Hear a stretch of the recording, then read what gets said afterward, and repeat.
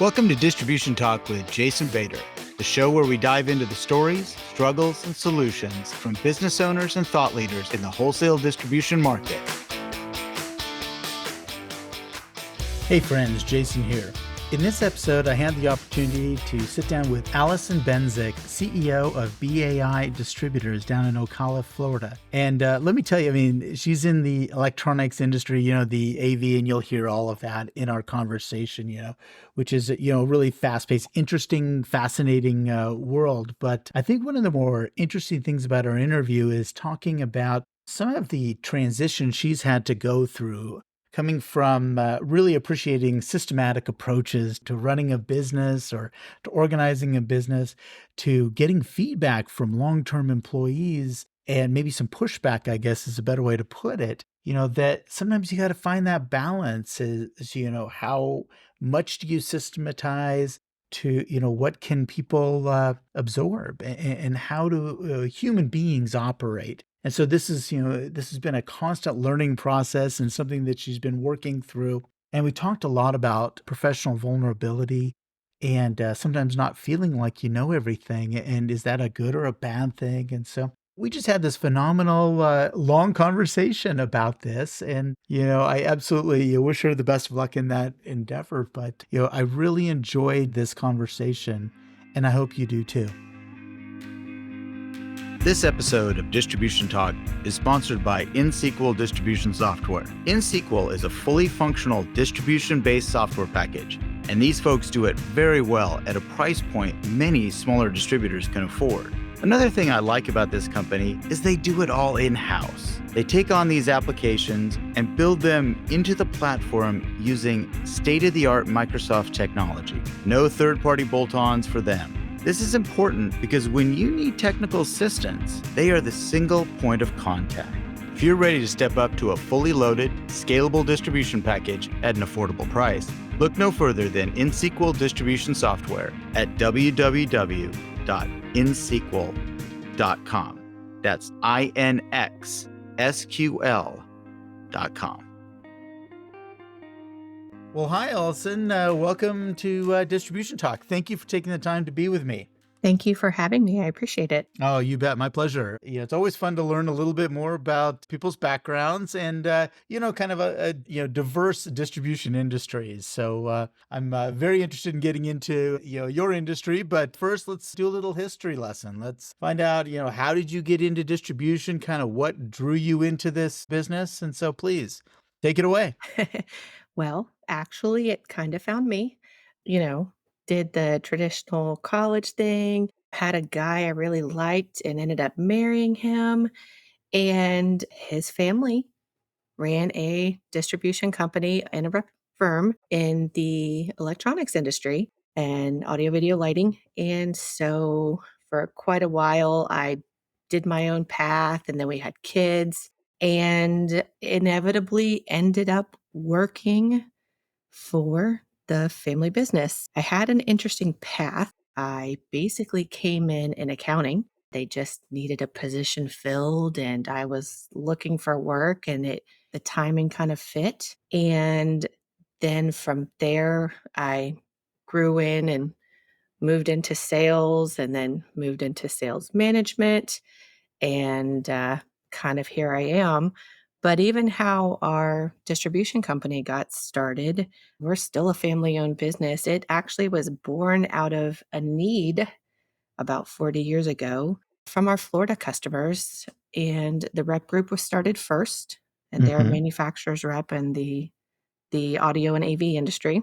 And many of their lines shipped out of California. And back in the 70s, people still don't like overnight freights. So they actually Right. requested to have the rep group start stocking items just so they could more easily be available when something was needed quickly in Florida.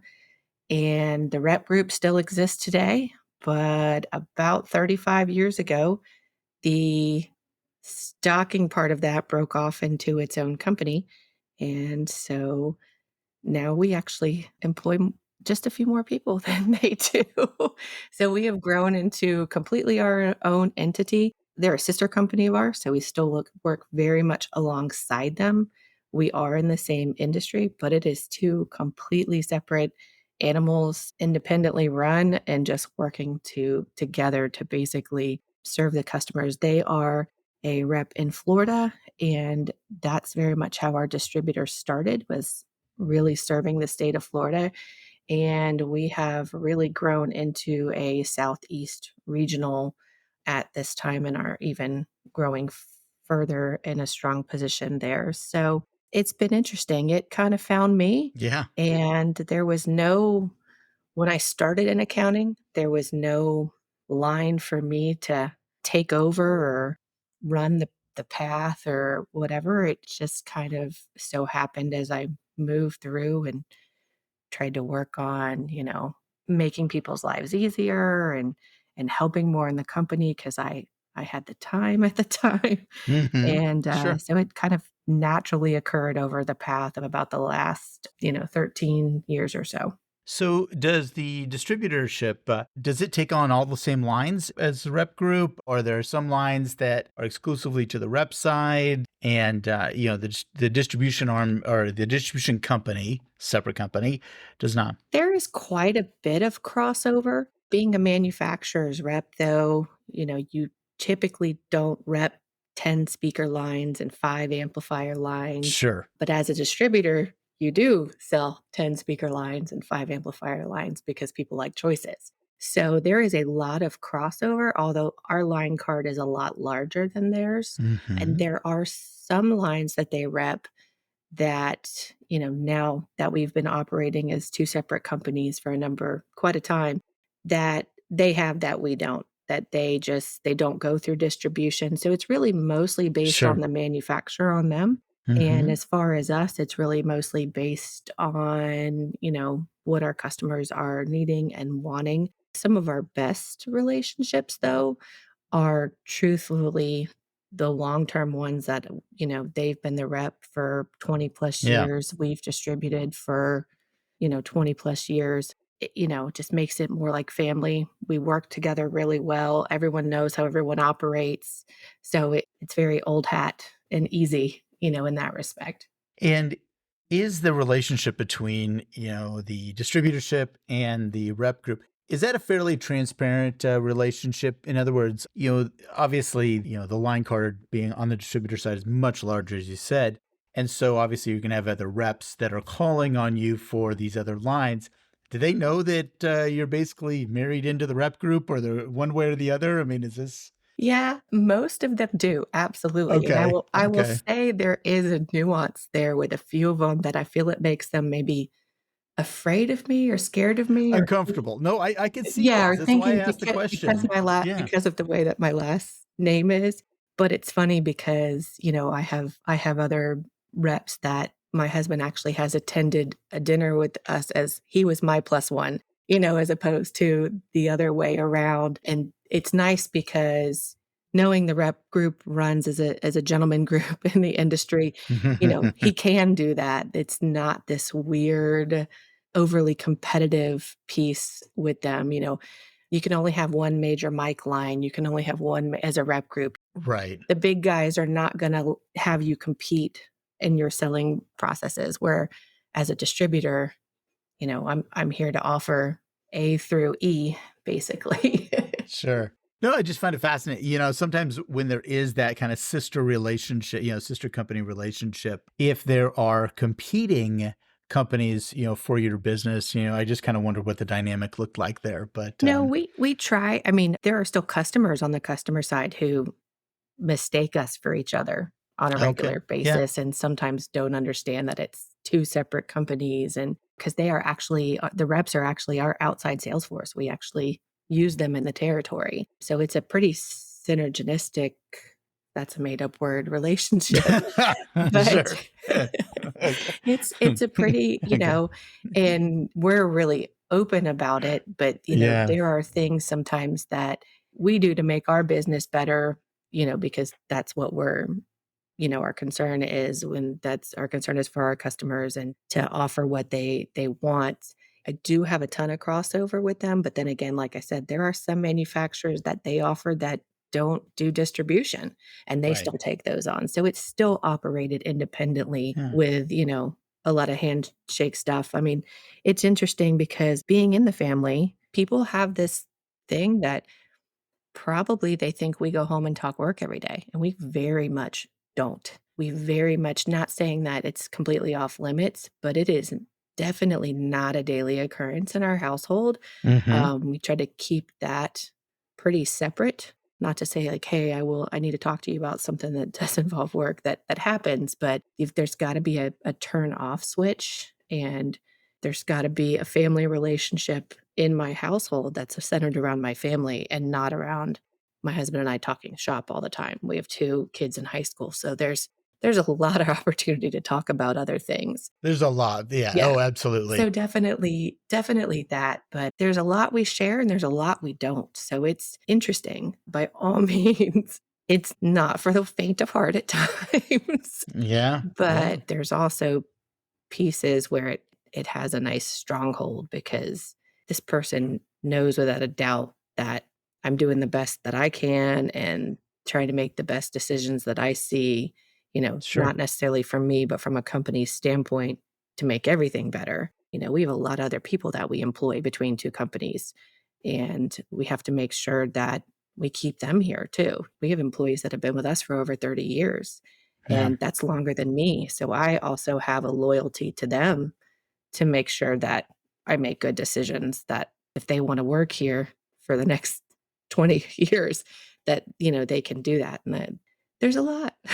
Yeah, definitely. I mean, I think, and that's a very fine line. It's a tough balancing act, with a family business is, when do you shut off? I think that's a really difficult one. And a lot of people struggle with it. I know, growing up in my family business, it was a struggle. I mean, I remember early on, when my brother and I were both, each of us had gotten married, and trying to mitigate that at the, a family gathering. That's tough because you're so ingrained in that family business, and trying to not talk about the family business so as not to alienate others. That's a tough balancing act for sure. Yeah, we try to set if there's something we need to talk about, we try to set a specific time aside that Mhm. maybe, the kids aren't around, that the brothers and sisters that aren't in the business aren't there, that it's something that we can kind of try to talk about and get through, and those aren't huge times, but it is definitely interesting, people are like, "Oh, I'm sure you talked about this." I'm like, "No, we actually didn't." It's funny, all the people here know, they're like, "No, they didn't." They didn't talk about it. Yeah. So if I could, you had mentioned that you came in on the accounting side. I mean, that's kind of where you gravitated from, that was your background, and more systems, and you had mentioned that you were kind of trying to bring a more systematic approach to the organization. Could you talk a little bit about that? Yeah. Yeah, for sure. So, if the last 13 years have taught me anything, it's that I am extremely into systematic approaches and systems and processes. And, when I got here, again, kind of being born out of another company that was similar but not the same, there was a gentleman who basically started that. And when I got here, it was still our general manager, and I came in, and I kind of am a questioner and learner at heart. And so when I came in accounting, they had people there prior to me that somehow didn't have time to do their job, or there's always kind of some things falling through the cracks, and Hmm. I came in and tried to learn everything for the first 3 months, and then I came in and really started trying to develop a system through trial and error Hmm. of reminding folks about, past due balances and resending invoice copies and all of those things. And pretty quickly, I'd say within the first year that I was in that position, I had everyone into the system. Even the customers understood the system, Hmm. and it just became much easier, and there was not a lot of gray. I laughed when I got here, I said everything was gray. There was Hmm. no Sure. there was a box and it didn't matter where you colored. Like, which just there was Okay. a lot of energy expended on everything being a gray situation. all the Mhm. time, with no kind of generalized standard for that 80/20 rule. And so I very quickly, learned that and tried to there's always gonna be gray. I'm not trying to eliminate it, and I'm not Right. saying that everything has to fit in a box, but a standard order with everyday processes on a net 30 account, and there's some standardization to that, so I started in that, and what's the worst that they could do is if they were angry that I called them for the 3rd time, they still owed us funds on a past due invoice. I just tried to Mhm. be as polite and professional as possible. But, I will say collections calls, man, no one tells you how to I didn't have anyone to tell me how to do that. You didn't have the script. I didn't have a Somebody script. forgot to give you the script. There was not Okay. a script, and those are Yeah. some of the most uncomfortable things that Sure. a person has to do in that position. It's just Yeah. not a lot of fun. So, maybe having to just force myself, feet to the fire because there were 2 accounting people, one did receivables and one did payables, and I was receivables, and so it was learning how to not make a customer angry even though we needed information and they were kind of in the IOU column, but it makes you figure out very quickly what works and what doesn't because either they're yelling Mhm. at you or they're politely responding. It's a pretty intense situation, but it still needs to get results, and it's not easy. So then I started being able to have that system and my job was done, right? Before the day was over. And so I started helping wherever I could. People were always hard on time and what can I do to assist? And I assimilated a lot of the archaic things that were around, Mhm. and it wasn't a malicious thing, it was easy, it was moving a lot of paper, and so because those became my responsibilities because I had the time, I immediately started changing those so it wasn't so much paper moving and such a difficult forward motion at that point. And I just started with the simple questions of like, why do we do this way? Or why are these in this particular spot? Or, coming from a complete new set of eyes and just trying to understand. And if the answer was, well, XYZ, but it only worked half the time, then I was out to set to improve it. And so then I became like the crazy person who just rolled through and started trying to make things easier. And part of that, was I'd been around computers since I was in, 1st grade. And, there started being a lot of change that I was initiating and some that I was actually told I needed to handle. Like, hey, we don't want to leave this to you from my father-in-law who owned the company. Mhm. And, they trust you to update this software and get us in the right version and work with the developer and get the Mhm. database reset properly and all of those things. I'm gonna be real honest and say people that had been here for 20 years already were resistant to that a little Yeah. bit. No one likes change. I probably dislike it less than other people, especially if I'm like, you gotta try everything maybe once. And if you're gonna give it a real try, it needs to be a couple months. So I had that approach where I was just trying to rapidly do improvements and efficiencies and processes and all of those things. I had to, well, I love that stuff, right? And that's where I Mhm. learned all of that. I had to also learn that you don't become the new person. You're the 3-year-old employee or the 5-year-old employee with all the people that have been there for 20 plus years. You have to find the buy-in and you have to create change in a meaningful way. And also having a huge base of customers that have been customers for 30 plus years at the time or 20 plus years at the time, you have to sell the improvement to them also, that everything is easier all of the times. So, one of the things that took me a hot minute to realize is that sometimes the people who've been the customers for 20 years, they just wanna pick up the phone and do a phone order, they Mhm. don't wanna get on the website. They don't want to have to go retrieve their their own invoice or whatever. So making sure that I took a breath and sometimes stepped back or sometimes backed off a little bit to not hurt or maim or, destroy the relationships that we had built over that period of Hmm. time. So one of the things for us is when everyone is busy answering the phones, it seems like such an easy task, but it becomes when 4 lines or 5 lines ring at the same time and you don't have a dedicated receptionist that's all they do, everyone's involved in something else that's a more important play to the game, and everyone's like, "Oh, we could be more efficient if we had an automated attendant." We don't do Right. that Sure. on purpose. I'll Yeah. take the breath, answer the phone. Now that is something that everyone in our organization does, even our guys in the warehouse help.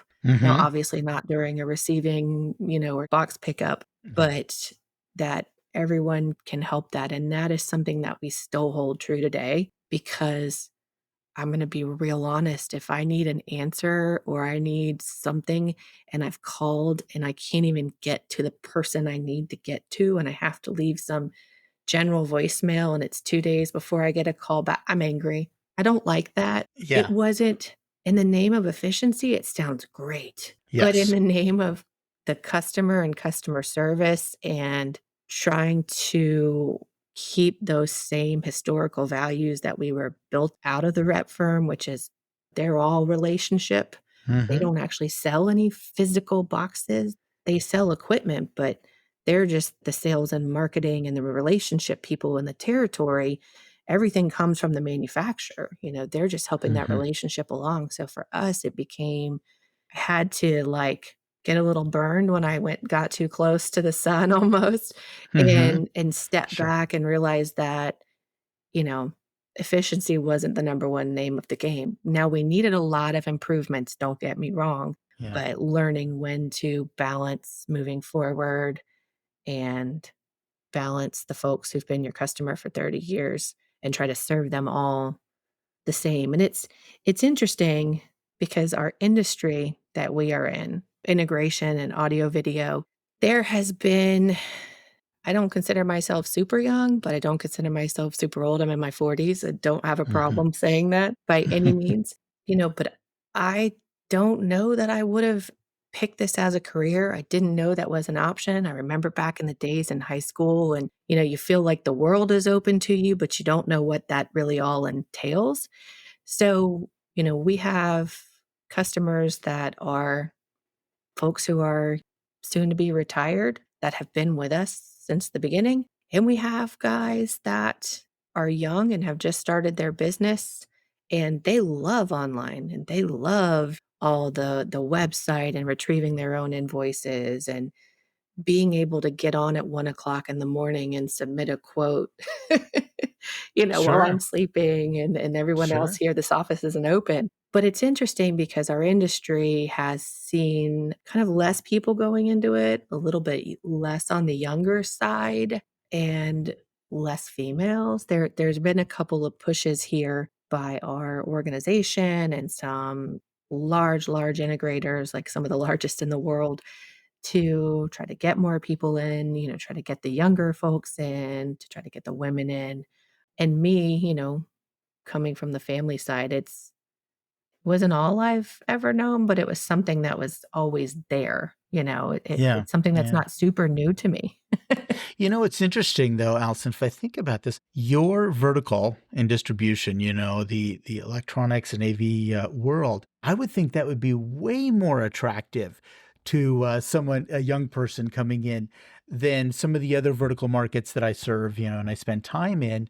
This stuff's interesting. It's exciting. And it's really, both of us are speaking over microphone, and we maybe, technology driven and excites us and it's interesting. I would have thought that this would be something that younger people would be clamoring for, not necessarily, some of the other verticals that we encounter. Well, and I think it's interesting because when you think of AV to the person who's not in the industry listening, you're like, what do I think of? I think of a concert or I think of, Yes. something huge like that.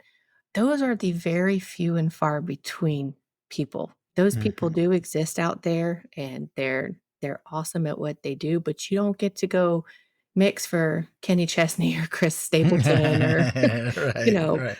I actually have a friend who mixes for Kanye West, believe it or not, but he's from my hometown. It's not because he's an industry contact.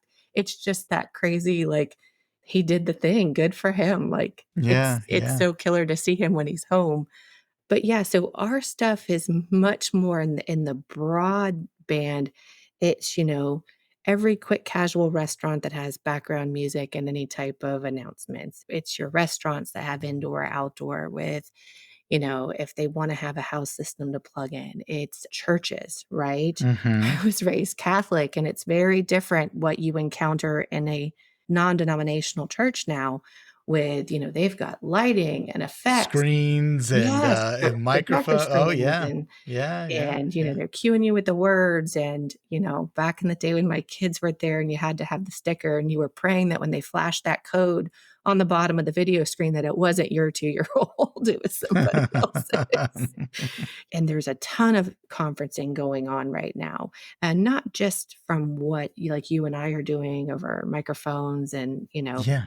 the internet right now, but business meetings and COVID kind of propelled even a lot of that further, the conferencing space to really expand because people didn't travel as much as they did. Everything had to be forced kind of in a Zoom meeting or something. And so, Mhm. but on the other hand, think of like those young kids, like my kids in high school.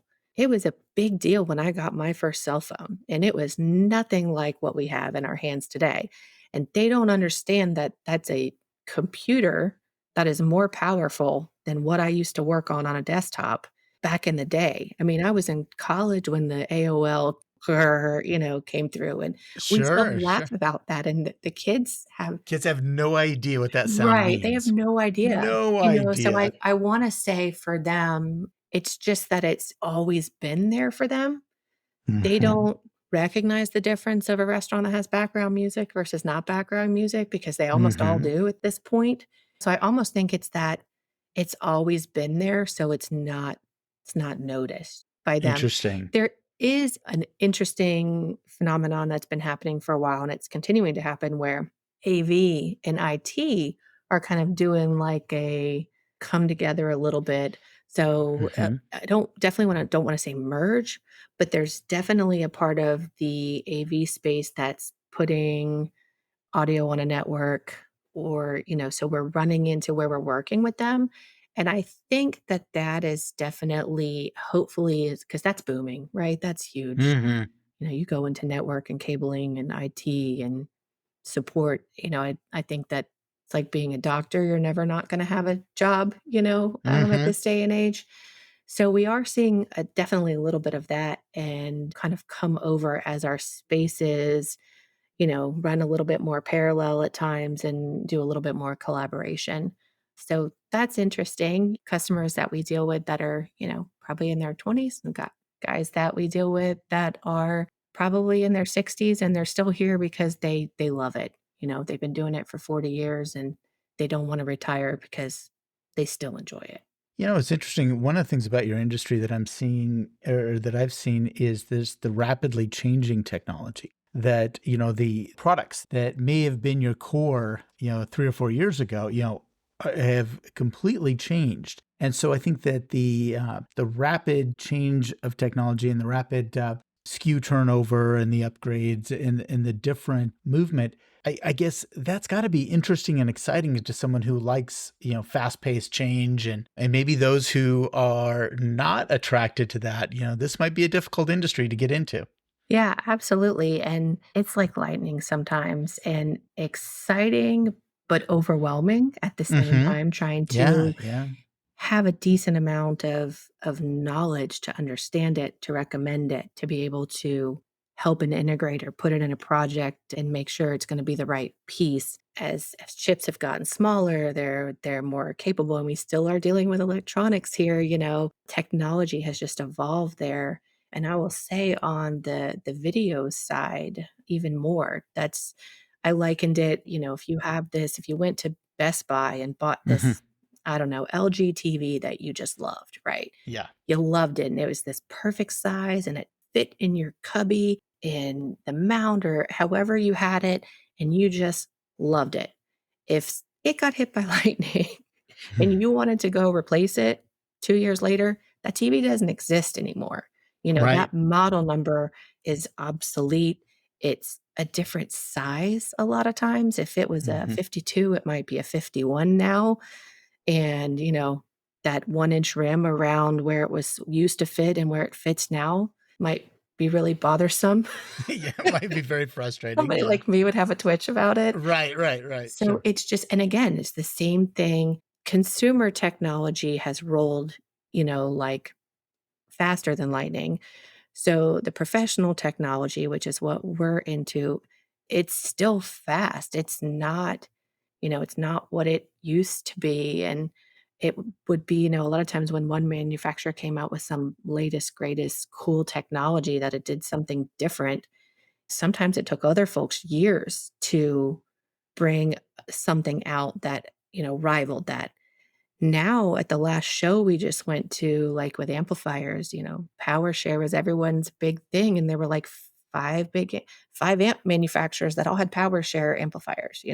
Mhm, So it's hard, and it's hard to keep up with, and it's hard to keep up with the part numbers and the pricing and mhm, the attributes and all the things. So it definitely is crazy doing that. I will say with us, as we're wholesale only, we are working with integrators and installers. So we try to help share the knowledge and everything with them, but a lot of the times, it's they're meeting us in the middle is probably the best way to say it. mhm. Where, I always remind some of my guys sometimes, like, hey, happy to help you. Yeah, I can help you design this project. Remember, I'm not there and I'm sitting behind a computer screen. So I've got to rely on what you're telling me you need or what that information is to be able to give you the best of my ability, some great items you should use in a price range you need that all have the technology you Mhm. want. So we do rely on them to definitely meet us in the middle, where we're putting it out there and they've kind of got to go the rest of the way because if they select it, it's actually them who will be installing it and making it all fit together and work. So I laugh sometimes. I tell them, I'm like, you're the expert, I can get you so far, but I'm sitting behind a computer screen on the phone with you.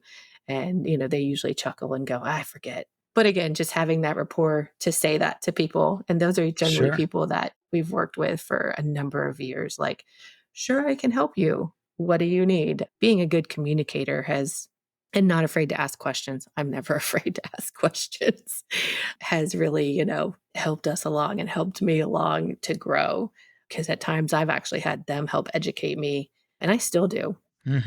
They still educate me, I educate myself, I read a ton of things. And by reading, I don't mean books, I mean, like, specification sheets and, Right, right. Nothing yeah, fun like a book or yeah, something. yeah, yeah, and having that fast pace, like, I love it. I love to feel the movement of it. I like to be busy, I like to be in the processes, I like to that's how I learn best.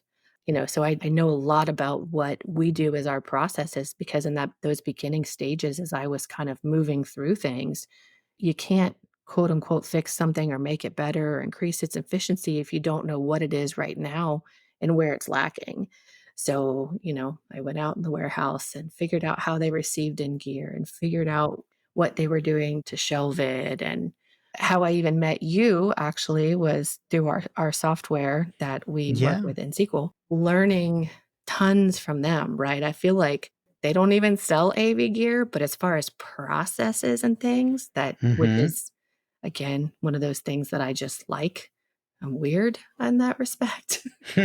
That, using them as an expert and a complete wealth of knowledge because they've been in other warehouses and they know how Yep. other people do it, and they know all the different check boxes that they can, hit with their processes and how they've made it work for other people because every single one of us is different in our own right in the way we do things. But yeah, it's taken me getting in there and really getting my hands dirty to kind of say, look, if I can do this and I've never done this before, then I know you can because you've been doing this for 10 years. It just takes a breath. Let's make it better. And better Sure. should hopefully mean easier for you, better for the customer. It's got to check a number of those boxes. Well, I'm glad you mentioned how we met, and yes, I think that that is an area for education. I mean, really, you're coming into this business, and those other people have been there for a long time, and so really, for a lot of that, you're proving yourself. I mean, I understand what it feels like to be a family member coming in and then being put in a position of authority and maybe sometimes not feeling like you should be there. And it's nice to have someone in your backing you up, like an InSequel, for example, the software company, that they have been other places, that they've been in all of these different vertical markets and different warehouses, different processes. And to share that with you, you feel like, well, hey, maybe I can do this, or maybe I'm not as crazy as I've been led to believe. Oh, Those I are those I are don't some mind nice being things. crazy. I throw out those Okay. I'm those weird left-wing ideas all the time, and depending on the looks Gotcha. I get, I'm like, "Is that crazy?" And they're like, "Yeah, but I'm not sure why, it just sounds great." But Right. again, Sure. like, you don't Sure. know until you start to examine the processes, but when I first got here, the software that we were on previous to NSQL was just Mhm. it was like the DOS version, man, black background with the green block text, and Sure. Chewy characters. Yeah, there you were bet. so Greens. many caveats with it, right? There was so many if this, but that thing You was better know like, your F keys and you better oh know my that kind of gosh, and all the and shortcuts. that was in Sure. the era I told somebody who's been with us like a year the other day, I was like, "You would be amazed at the paper we used to pass around here." Like, everyone Yeah. had an inbox on their desk and, this got printed and paper got passed and inevitably sometimes lost. Of And course. how you had to search was, you had to know the manufacturer, the way it was keyed in with the exact number of spaces between the manufacturer code and the part. I mean, it didn't make it easy. It really didn't. So, using what we had at our disposal within SQL, I think the very first year we went on, I did not go to the user meeting, even though they encouraged me to. And I was like, listen, I'm still wide eyed. Like, it's too much right now. Right. But pretty much every other year since then, I have attended. There's been a few I've had to miss because of conflicts with another trade show that I had Mhm. to, an industry show that I had to, of course, pick. But I went this year. And it to me is just a wealth of knowledge, and it's been enjoyable to network with people there and to kind of, meet with them, see what other industries they're in, how do their warehouses work, who does what, some people being multiple people. For us, Yeah. usually, I think one other person's been with me a couple times. A lot of times it's just Mhm. me. And sometimes I'm talking with finance people, sometimes I'm talking with warehouse people, sometimes I'm talking with their presidents, sometimes I'm talking with their data analyst, and even the questions that they ask in the sessions about certain things. It'll be funny. I'll be like, I want to sit next to that person at lunch and see what they're talking about. Sure. What can I glean from No, from that? I've been there many Yeah. times for that. Yeah, absolutely. Yeah, I single out people that I think that are going, they're doing something that I'm intrigued about whether we could pull it off or not at my business, but I'm interested, I want to hear more. And it doesn't mean that you can't pull it off now. Maybe it gets tabled, and we do that Yes. a lot. We throw Yeah. the most crazy ideas out, and like I said, I don't being mind called crazy because half the time it's me, and it might not be something that we can pull off or might not be Mhm. right at this time. So, we keep a document that we each have individual ones, and we have like a OneNote for a couple of our departments, and we just keep like a running tab of thoughts and ideas. And sometimes we have things that I call like dirty laundry or your dishes. Like, you can't make it better. It's just a necessary evil. But can we make it less painful? No, but we try. And Mhm. usually that's RMAs for us, Yeah. Yeah. nobody likes doing RMAs. Right. The customers don't like doing them, the manufacturers don't like doing them, we don't love it either, but that's dirty laundry. It's something you have to Yeah. take care of, so what Yeah. can we do to make that less painful? Can't make it go away because everyone's like, "I wish this would go away." Not an option.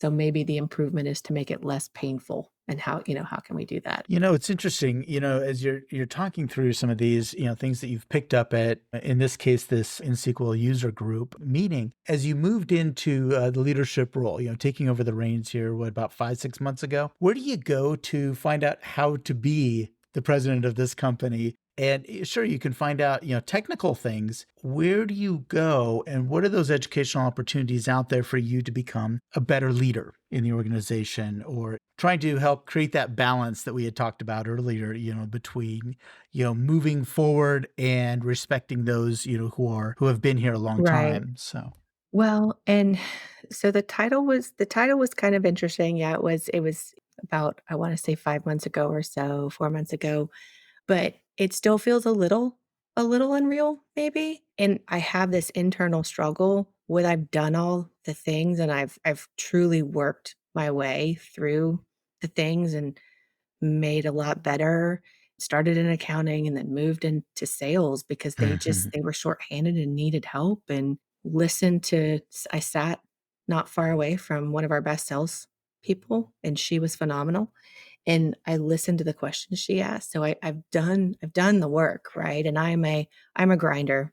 I'm a Mhm. worker. I am a mover. Like I like to be in the process. I said that before. So I had already kind of been making the decisions for a number of years. So the title was a little bit more of a match, but it still feels very surreal because it feels like it's this big booming title. And I feel like it's these huge shoes to fill just because of the weight that it carries. So, Mhm. I try to my style is I'm not gonna ask you to do something that I wouldn't do. I still wipe down the kitchen counters in the Sure. bathroom. I still wash my own fork back in the break room. Somebody forgot theirs, I pretty much am doing it too because that's what I would want someone to do for me. So I still am working in sales. I still am working in and with accounting. It's crazy, especially being a smaller company, right? A smaller family owned, not a mass giant where there's hundreds of employees. There we wear a lot of hats, but I also feel that that's part of my dues to continue to pay a little bit is to stay Mhm. in the process. And I'm very open with like, "Hey guys, I've been trying this for 2 months and I've seen my response rate on follow-ups, increase by probably 50%, but just by doing this, and I've already tried it.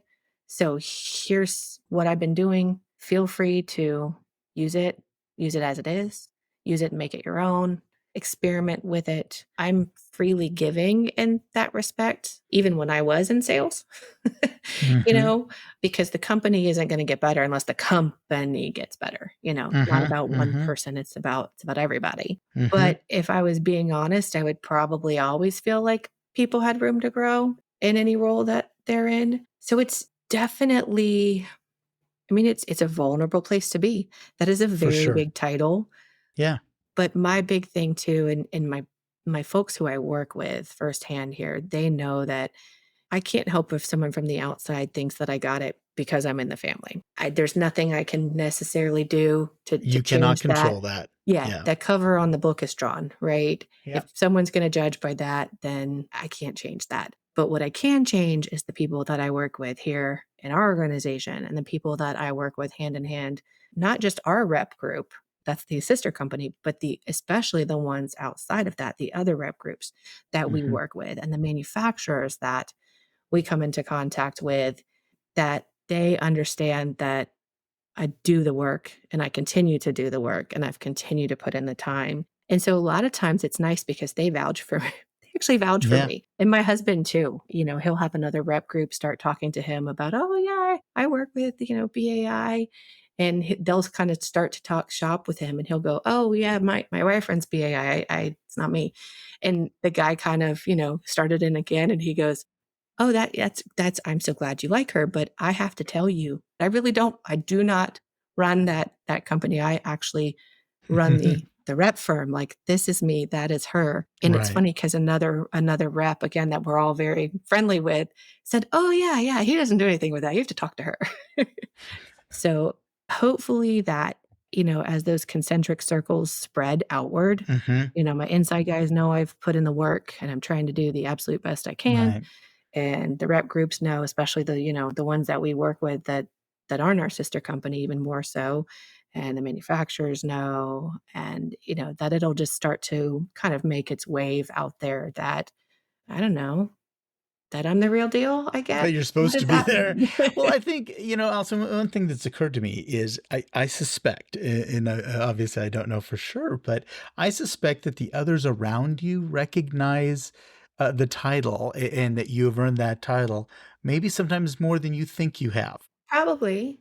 I mean, I think we're our own worst critics, right? I believe so. Yeah, the inner critic comes out, and I mean, frankly, that's the definition of imposter syndrome is that, we don't think that we deserve this, but really there's many people around us that recognize us as, yeah, you are that person.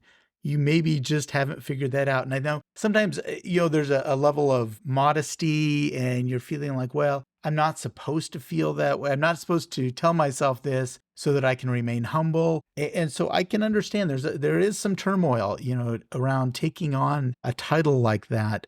And I can appreciate that wanting to still have room to fill those shoes. That resonated with me quite a bit. I thought, oh, that makes a lot of sense to me because it really then says that you are now still willing to grow. You're always willing to grow and not you haven't come to a point yet where you say, well, I know everything.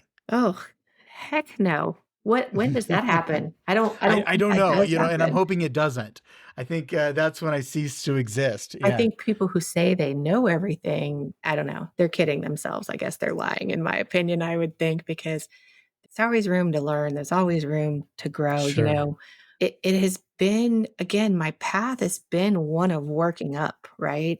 It's not that Mhm. I don't still do the work or haven't done the work. It's just maybe that little kid, what does a CEO look like? What does a CEO Right, right. sound like? And what I thought at 10 years old and had all those predisposed notions of, it's not really me today. And maybe that's actually a good thing, maybe because I don't wanna be removed from things so far that I don't know what's going on, that I don't Right. know that we've had trouble with the damage of inbound shipments in the warehouse, or that the rapid amount of pricing changing has put a strain on how easily sales can do their job or whatever, because I want to be seen as that equal still, I want to Mhm. be seen as part of that team to help them solve problems, right? Mhm. So it's maybe the imposter syndrome is a little is I'm not what I thought a CEO would be, but I'm actually kind of proud of that now that I put that in words. It's Right. probably the first time I've said it. And I try to when I'm not reading spec sheets and working, I do try to read books that just help with life in general. At times when I'm on my walk on the weekends, I've got Audible in my ear. I try to use my resources that are available. Mhm. So within SQL and people like you, there's definitely some resources with our trade organization Mhm. also, but there is one that I'm actually kind of hoping to get more involved when I have a little bit of breathing room. Mhm. Mhm. It is Wave It. Yeah, wave it. Yeah, you Mhm. and I spoke about this, Yeah, so which is the women in AV and IT, and, I saw it kinda come across LinkedIn, and it was around one of our trade shows, and they were like, "Oh, founding members, blah, blah, blah, help us get started." Well, I actually saw the women that were already on board with that in our industry, and some of 'em I've mhm. worked with at manufacturers, and some of them I've worked with in rep firms, and some of them I still work with, and I immediately jumped in. We just had our first meeting. There's all kinds of really great things that they are doing. It's mostly a group of women, but you do not have to be a female to actually be a member. So it's a group of supporting men also, and some of those are trade publications and, Mhm. they're doing a book club monthly. They're really kind of at the ground floor right now. But yeah, these are all people who've done the work, right? Mhm. So Mhm. that's what interested me. So, I'm looking forward to moving forward with that. So we'll see how that goes, because who doesn't need more balance in their life, especially, doing the work, being a leader in a leadership role, being a mom, being a wife, kids in high Hmm. school. So I'm excited about that. I will say, I wish there was a platform where the women got together and talked about sometimes this is typically a male dominated industry for audio video. Much of distribution is. I Yeah, mean, well, yeah. and even so, even the industry that we're in Hmm. is, and so my reps and my manufacturer contacts, and 80% of them are men, and they're Hmm. great. I'm not gonna lie, they're for the most part, everyone in this industry is awesome, which makes it kind of, fun to be in and stay in. But I don't have that like, "Oh, I can talk to this person and they could be my mentor." And that was the one thing that they're actually really strongly trying to work and set up to see as one of their initiatives to get like a mentoring program going, not only within the women that are already in the community, but to potentially also bring new women into the community in the industry. Hmm. There is a lot of other phenomenal women who have put tons of work and effort and are spearheading this. I'm just excited about it. Just to be a member and be any type of part of it is exciting to me. And I think it's fantastic when you find a group like that that you can be attracted to and say, you know what, I really want to be a part of this. And it is something that will enhance my ability to be a leader, but also affect that balance, really, allow me to have a long career because I can share this with other women in this industry and just, as you said, develop those mentor relationships and really be able to, again, be vulnerable and say, hey, this is kind of freaking me out right now, and look for guidance. I mean, I think these are phenomenal groups to come across and be involved with. Right. Well, and it's nice too. In my hometown, I have a lot of really amazing women and they're great friends. They don't do what I do. Right. Many of them work in the school system. Some of them are, reps in the drug industry, or, they're Yeah. nurses, or so it's interesting when we get together. Everyone's unique, definitely, but the teachers are all commiserating on getting back to school, or the Hmm. principals and the admin in schools are preparing for all the students, and the nurses are talking about whatever happened 3 nights ago, and I don't have a lot of people in my local community to resonate with in that Hmm. respect. Hmm. So, sometimes it's just nice to resonate and feel like you're not alone. You have people, this is not just you, you're not on an island by yourself, and things you're feeling are normal. I think that that's anywhere, right? I just widely believe that there's a lot of professional and mentoring programs in distribution and in AV are geared towards our male counterparts. Well, they're Yeah. great. Yeah. Sometimes the women have a unique perspective. It's easy for me to be vulnerable with a woman who is a Hmm. mom and who has a family than it is for a man. A man. And I don't, it shouldn't be, but it is. It's one of those things that it is just what it is. So it's nice that they're working really hard and they're kind of multifaceted, trying to get more women into the industry, trying to take the women that are there and, nurture them, and trying to get, more relationship based, even though we're scattered all over the place across the country, but some have some type of common thread that we can all, meet on, work towards, pick an initiative that we want to work with, and go through there. So I'm super excited about that. Yeah. Well, I wish you luck definitely in that journey. And, it's been a phenomenal conversation. I really appreciate you sharing, so much about not only your background, but really, the organizational background and the industry and, diving into this, sometimes a little vulnerable moments. But, Allison, it's just been such a pleasure. Thank you for taking the time to be with me on the show. Well, I really appreciate it. I'm not going to lie. When you reached out to me, I was like, that is so cool. Wait, me? So pinch myself, thank you so much. I remember when I met you at the first NCQL meeting we attended together, and you resonated with me and you had great energy, and the things you said were so logical and down to earth. And so I'm just excited that, we had connected and we're able to do this. It's going to be a highlight for me. So I appreciate it. Oh, you bet. My pleasure as well. All right. Well, you take care, and I look forward to the next time our paths cross. All right. Thank you for listening. If you liked what you heard, consider sharing with your friends and colleagues. And don't forget to follow the show on your favorite podcast application. Links to sponsors, products, and services mentioned during this episode can be found in the show description area or at www.distributiontalk.com. Distribution Talk is edited and mixed by the brilliant team at the Creative Impostor Studios. This episode was brought to you by my company, the Distribution Team. We are a consulting services firm dedicated to helping wholesale distribution clients remove barriers to profitability, generate wealth, and achieve personal goals. To learn more about how we can help your company succeed, check us out at www.thedistributionteam.com.